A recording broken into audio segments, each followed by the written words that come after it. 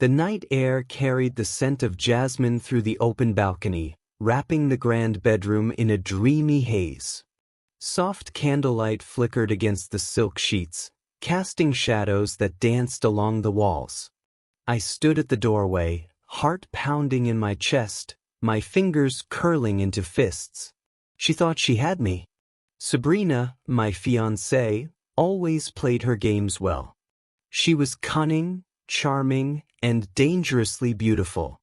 Her eyes, a stormy mix of green and gold, held secrets she thought I could never unveil. She loved control, and she thrived on knowing I adored her beyond reason. But tonight, she had made a fatal mistake. The ivory wedding dress clung to her perfect body, its lace and satin molding to her curves. It should have been for me. It was meant for our wedding day, the moment she vowed herself to me and I to her. Instead, she lay tangled in those sacred white folds with another man. A stranger's hand skimmed over her thigh, his lips brushing against her bare shoulder. Their laughter, muffled by silk and secrecy, rang through my ears like a cruel melody. My breath hitched. Every fiber in my being screamed at me to storm in, to rip that dress off her body, to remind her who she belonged to. But I didn't move. Not yet. I wanted her to see me. I wanted her to know that she hadn't won. Sabrina's gaze lifted as if she felt my presence. The moment her eyes met mine, something in them flickered, shock, fear, or perhaps amusement. She didn't push the man away. She didn't scramble to cover herself. No, she only smirked, dragging a delicate finger down the stranger's chest as if taunting me. "You're early," she said, voice smooth as honey but laced with poison. The man beside her turned, confusion creasing his brow as he looked between us. He wasn't expecting an audience. I stepped into the room, calm and slow, my footsteps deliberate. My pulse raged beneath my skin, but I wouldn't give her the satisfaction of seeing my anger, not yet. "You always assumed I wouldn't find out," I said, my voice steady. "That I was just some fool under your spell." Sabrina sighed, stretching like a lazy cat against the pillows. "Oh, darling, don't be dramatic." The man beside her shifted uncomfortably.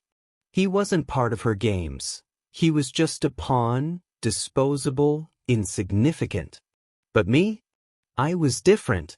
I reached into my pocket, pulling out the velvet box that held our engagement ring.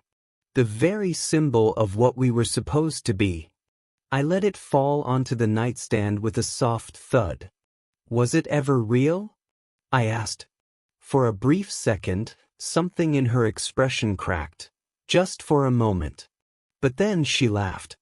"Oh, darling," she purred, rising from the bed, the wedding dress slipping down her shoulders. "What is real, anyway?"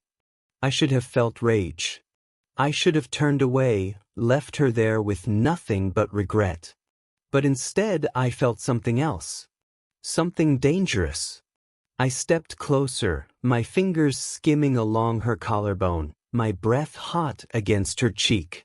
"You played your hand too soon, Sabrina," I whispered. Her pulse quickened beneath my touch. "And what are you going to do about it?" I leaned in, letting my lips brush the shell of her ear. "You'll see." Then, without another word, I turned and walked away, leaving her standing there, the wedding dress pooling around her feet, and the game turned in my favor. The city hummed with life as I walked down the quiet streets, the weight of betrayal clinging to my skin. My fists clenched and unclenched at my sides. Sabrina had underestimated me, thinking she could shatter my heart and walk away unscathed. She was wrong. I wasn't the type of man to crumble. I wasn't one to beg. If she thought she had broken me, she had never truly known me at all. My mind raced with possibilities, plans forming and unraveling as quickly as they came. I had been blinded by love, by devotion. No more. If Sabrina wanted to play games, then I would show her what it felt like to lose. By the time I reached the entrance of my penthouse, my resolve had hardened. I pressed the key into the lock, stepping into the cool sanctuary of my home. The scent of expensive cologne and aged whiskey greeted me. Everything here had been built for a future with her. Now, it was nothing more than a mockery of what could have been. I poured myself a drink, the amber liquid burning as it slid down my throat. The bitterness matched the taste of betrayal lingering on my tongue. I thought of her, still wrapped in that wedding dress, still tangled in the sheets of another man. The image made my grip tighten around the glass. A knock at the door interrupted my thoughts. I set the drink down and strode across the room. When I opened it, I found her standing there. Sabrina. The dress was gone, replaced with a sleek black gown that clung to her figure.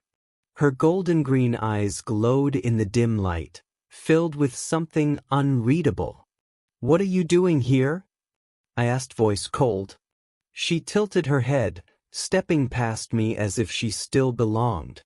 "I came to talk." I let out a sharp laugh. "Now you want to talk?" She turned, her gaze locking onto mine. "You walked away." I should have done it sooner. A ghost of a smile played on her lips. "But you didn't." Silence stretched between us, thick and heavy. Then she stepped closer, her fingers grazing my wrist. "You still want me." I caught her hand, stopping her. "Wanting something doesn't mean I'll have it." Her eyes darkened. "Is that a challenge?" I let my grip tighten just enough for her to feel it, just enough to make her pulse race. "No, Sabrina," I murmured, leaning down so our lips barely brushed. "It's a warning." She exhaled softly, her breath mingling with mine. "Then warn me again." I kissed her, hard, punishing. She tasted like fire and silk, a mixture of everything I craved and everything I should resist. But for one fleeting moment, I let myself forget. Because this wasn't about love anymore.